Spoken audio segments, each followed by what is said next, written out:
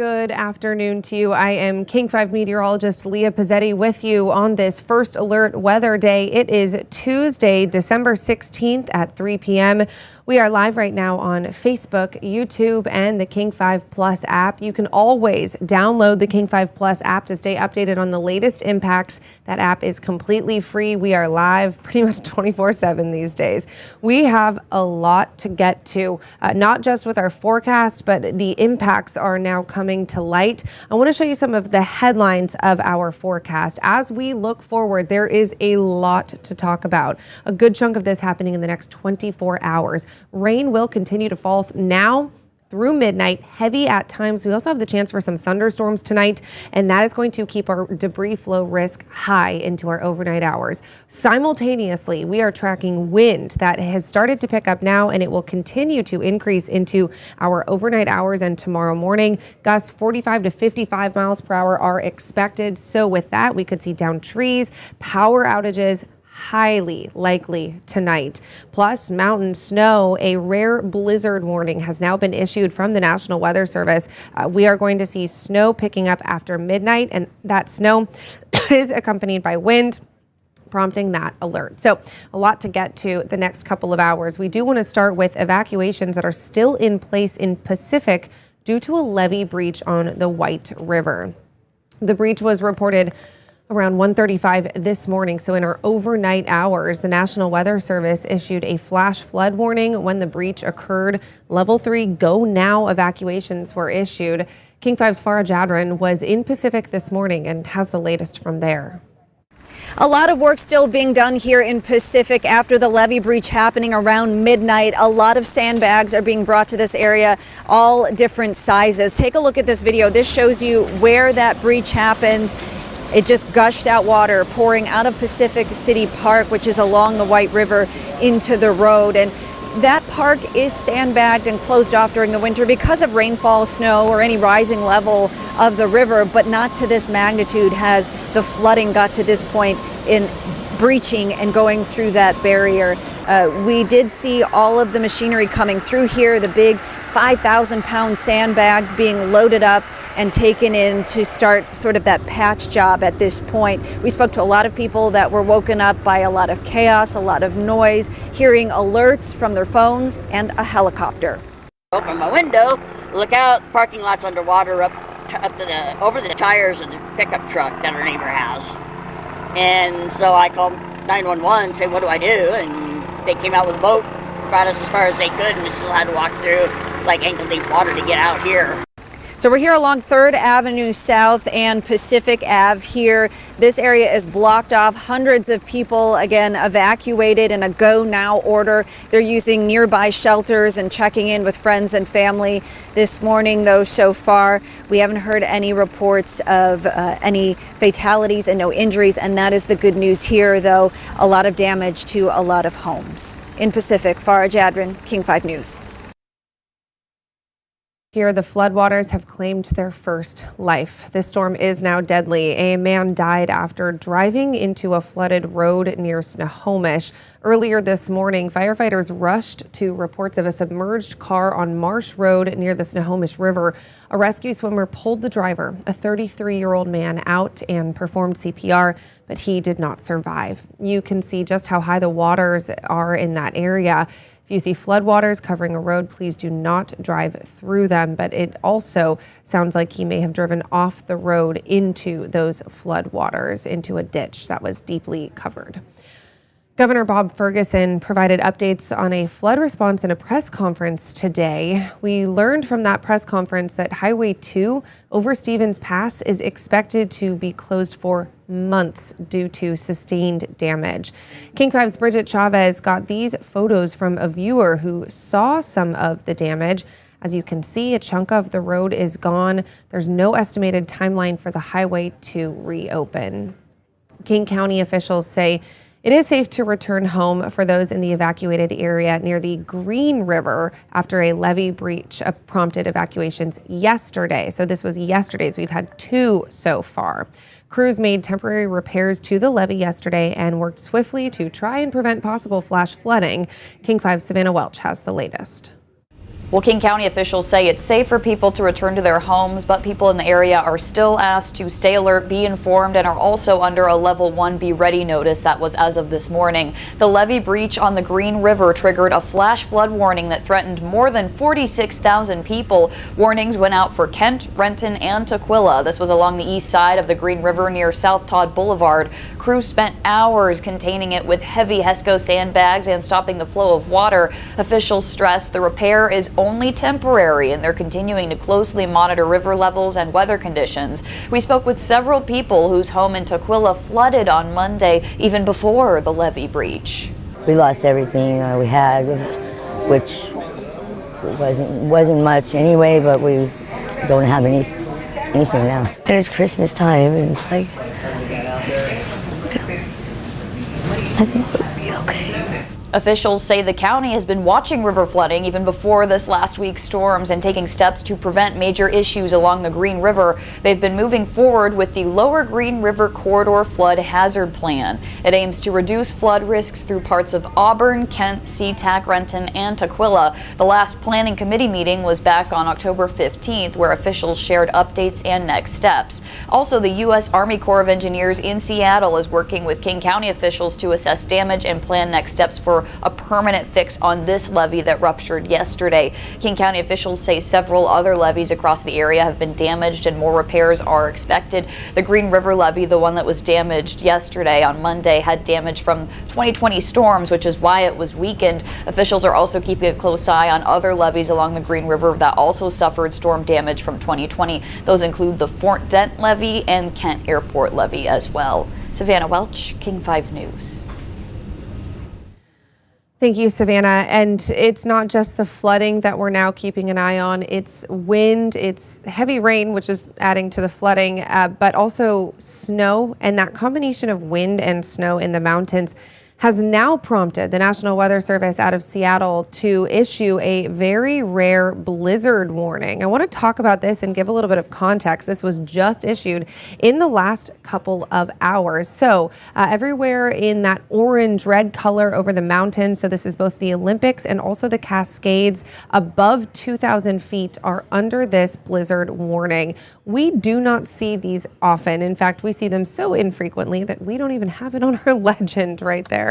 I want to talk about what a blizzard is, though. So there is a certain criteria that has to be present for a blizzard condition to be present as well. So it's not just snow. I know you think of blizzard and you may think of just snow, but it's actually wind and snow prolonged. So it's sustained or frequent wind at 35 miles per hour or greater, which we will easily hit tonight. It is going to be blustery tonight. That, with the snow, leads to reduced visibility of down to a quarter a mile or less. So these are terrible driving conditions.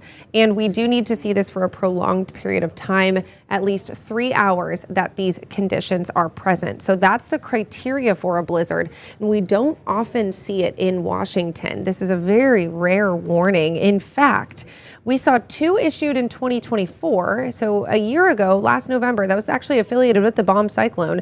So that was the second one of the year. The first one in January was the first one that we had seen in more than a decade. So now here we are from January of 2024 until now, and we have seen 3 of them issued. I will point out also that the January blizzard warning in 2024, Stevens Pass did get shut down for 21 hours because those driving conditions were so bad.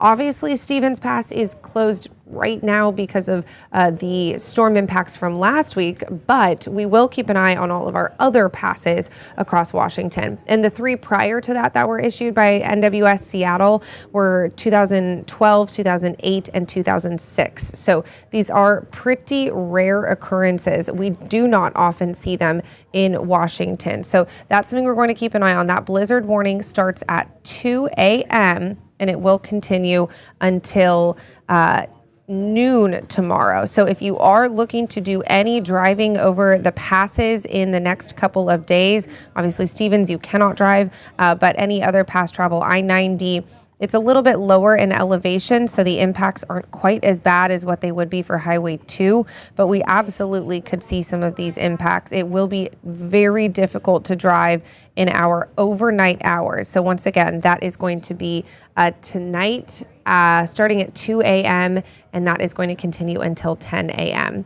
There's something else I would like to talk about quickly, and then we're going to talk about the forecast. I want to talk about watches versus warnings for both flooding, flood watch, flood warning, but then also a flash flood warning, because we've seen all three of these issued the last couple of days. What you can see right here is all of our current watches and warnings that are in place. The flood watch is the most general, if you will, of all of those. And this is just, hey, we're keeping an eye on this. And everybody in Western Washington is included in this, with the exception of the Northern Olympic Peninsula and Kitsap Peninsula as well.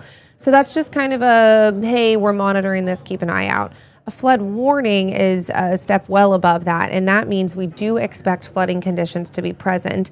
We saw a lot of these across the region last week when we had dozens of rivers that were expected to hit flood stage. At this point, it's just a handful. So those lime green dots on there are the flood warnings. And these are something that we can forecast and predict days, sometimes as little as hours, but days in advance. We know based off of current gauge levels in the rivers, based off of the forecast, we can give a really educated guess of who would be under that flood warning. So these often have a pretty good heads up. Now, we've officially seen 2 flash flood warnings in Western Washington in the last day and a half. These are the areas that it's flash flooding. So it would rise quickly, and it's due to something like a levee breaking. Sometimes we see them with thunderstorms as well. That's not the case this time around. This is solely because of the infrastructure in that area. But levees break, that could cause the water to pour out, and that's the big concern with the flash flood warning. So if you are under a flash flood warning, you want to listen quickly, take action quickly. Flood watch, low key, easy, we're keeping an eye on it. Flood warning, take it seriously, but we usually have a good heads up. A flash flood warning means act now. You do not want to ignore that alert. So that was something I wanted to make sure everybody knows about. Flash flood means fast flood is an easy way of remembering that. All right, so those are a couple of the headlines that we're getting to, but we talked about the wind, we talked about the rain, we talked about the mountain snow. A lot is coming our way in the forecast, especially in the next 24 hours. We're going to take a quick break, and when we come back, I'm going to dive into that forecast. I'll show you when we are going to see the strongest and most impactful conditions. But before I let you go, we do want to continue to follow the impact of the devastating floods across Western Washington. So King 5 has activated Northwest Response in partnership with the American Red Cross.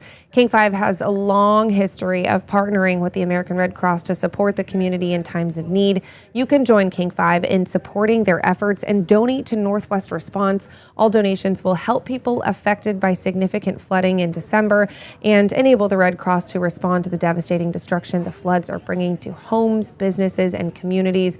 The Red Cross can't accept donations of clothes and items, but they are in need of monetary donations. Any amount is helpful as they provide assistance to families that have been displaced by the floods. You can donate now through Northwest Response page by scanning the QR code on your screen. And as we take a break, here is a look at State Route 167. This is still closed, but that traffic camera showing you can see floodwaters on the roadway, raindrops on the camera showing rain just moved through, and the rain is not done yet. We have rain increasing into our evening hours tonight with the wind, with blizzard conditions in the mountains. We'll have a look at the timeline of all of that straight ahead. New data about safety and effectiveness can come to light.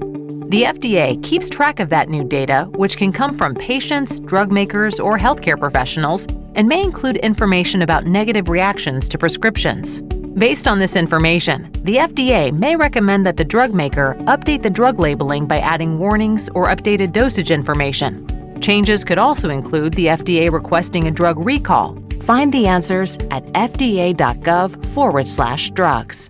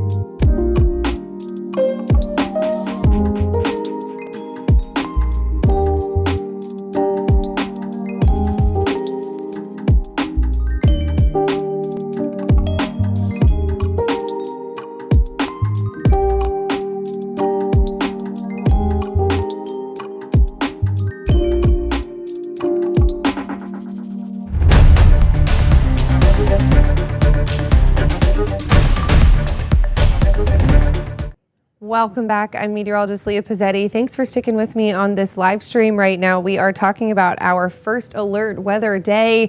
Once again, we are watching highly impactful weather across western Washington, and it has been a busy week, really week and a half, honestly. We have had the rain, and that continues. We are continuing to monitor rivers on the rise. We are watching wind picking up tonight. We're watching blizzard conditions. Very rare blizzard warning has now been issued. So there's a lot to get to as we head into the next really 24 hours. So let's get straight to it. Here's a look at our wind gusts so far for the day. It really hasn't been that bad, but it's only going to increase into the evening. Over along the coast, we've seen a gust around 50 miles per hour at Hoquiam. Looks like Everett got up to about 40 miles per hour. So a little bit breezy, but that wind is only going to pick up as we head into our evening hours. In fact, we usually see wind advisories for the lowlands, but we actually have a high wind warning 2 steps above that have now been issued for parts of the lowlands as well. Pretty rare here. So a wind advisory, that lighter beige, that's going to be for the foothills and down to the south. In those areas, we will see gusts in the 40, 45, maybe 50 mile per hour range. A high wind warning has been issued everywhere in that more mustard orange color. That is going to start at 4 p.m., so in the next hour, and it will continue until 6 a.m. tomorrow morning because of that strong wind there. Even stronger 55, 60 mile per hour gusts are expected for those areas. So let's track that wind. This is 7 p.m. tonight, widespread once again, 30, 40 miles per hour, and it only gets worse into the night. 10 p.m. here, you can see it continues to blow. It is not letting up tonight. Then we get into our early morning hours. Look at that, Seattle looking at 40, 45 mile per hour gusts. Look over on the mountains. Look at Snoqualmie Pass, 37 mile per hour gusts expected, and then over into Wenatchee, 54 mile per hour gusts are expected. So that's part of the reason we have that blizzard warning in place, is just because of how windy it's going to be, in addition to that snow that is expected to fall. So pass travel is going to be very challenging for the remainder of the day and through about noon tomorrow. The wind will eventually calm down, though. This is getting into 8 a.m. on Wednesday, starting to calm down a little bit, but we're still seeing that strong wind off to the east. Look at that, Stehekin, 40 mile per hour gusts with Chelan and Leavenworth as well. Wenatchee, 50 mile per hour gusts, Paradise 55. So yes, it's going to be really windy, especially for our passes and the eastern slopes of our passes by Wednesday morning.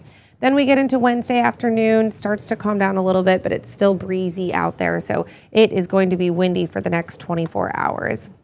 Let's talk about that blizzard warning. Once again, everywhere in orange, that kind of cherry red, that is the blizzard warning. It's for the Olympics and the Cascades above 2,000 feet from 2 a.m. until noon on Wednesday. So overnight tonight, you do not want to travel the passes.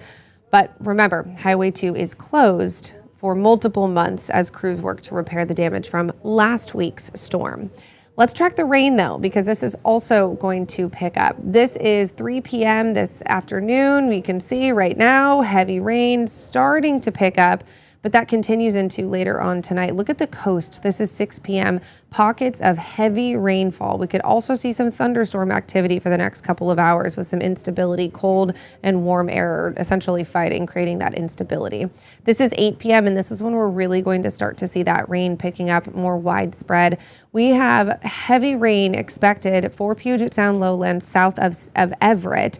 North of there, a little bit of a rain shadow sets up, so we're not looking at quite as much as far as rainfall totals are concerned, but it is definitely going to be a wet evening for most of us tonight. Then we get into later on, taking one step forward, 9 p.m. That continues. We're not letting it up quite yet. So heavy rain for the remainder of tonight. This is 11 p.m. It's continuing. It's starting to taper, but still stays strong. And then after midnight is when we finally start to dry out for the lowlands. But look at the mountains. 2 a.m. At this point, our snow levels are going to be dropping. This is when we're going to open the door for snow potential. So here we are at 3 a.m. Widespread snow across the passes. It is going to be a lot of snow falling on our mountains. We are looking at anywhere from 1 to 2 feet of snow north of Highway 2, looking at up to around a foot of snow south of Highway 2. So it is a lot of precipitation falling in the form of snow, because yes, our snow levels are finally dropping down and they will stay low into the end of this week. This gets you to Wednesday at 7 a.m. and we still have the snow, but we're losing a lot of the precipitation at this point. Dries out a little bit, but we're not quite done yet. We are going to see more moving in. This is Wednesday afternoon. It continues, but then I do want to take a step forward into Thursday. Looks like Thursday morning, the rain picks back up. We have another disturbance that's going to bring back more rain, more snow. Look at all of that snow on the northern and eastern slopes of the Cascades. So it is going to be a wet and cold pattern looking forward. And cold is the key word here. When we saw this rain last week, it was too warm for it to fall as snow in the mountains. But at this point, we're finally seeing snow levels dropping down. For the rest of today, we're around 4,000 or 5,000 feet, but we're watching those snow levels drop in our late night hours tonight, and they will stay relatively low for the remainder of this week. So that is great news there. We are finally getting snow on the mountains. But my goodness, I have to say, we wanted snow in the mountains. This is a lot at once, though. So short term could absolutely lead to some impacts. Long term, this is great. This is what we need to get our ski resorts open. As we know, we've seen a couple try to open and then close down because we lose that snow. So we need snow in our snowpacks. This is good, but it absolutely could have some short-term impacts as it falls and creates those potentially dangerous conditions out there. So if you are looking to travel over any passes east-west, I would wait until after noon tomorrow, Wednesday. That's going to be your best window of opportunity. All right, we're going to take one more quick break, and when we come back, we will continue to talk about this very active weather pattern that is here right now.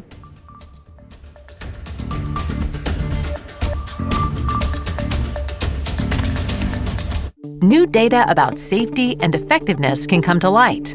The FDA keeps track of that new data, which can come from patients, drug makers, or healthcare professionals, and may include information about negative reactions to prescriptions. Based on this information, the FDA may recommend that the drug maker update the drug labeling by adding warnings or updated dosage information. Changes could also include the FDA requesting a drug recall. Find the answers at fda.gov/drugs.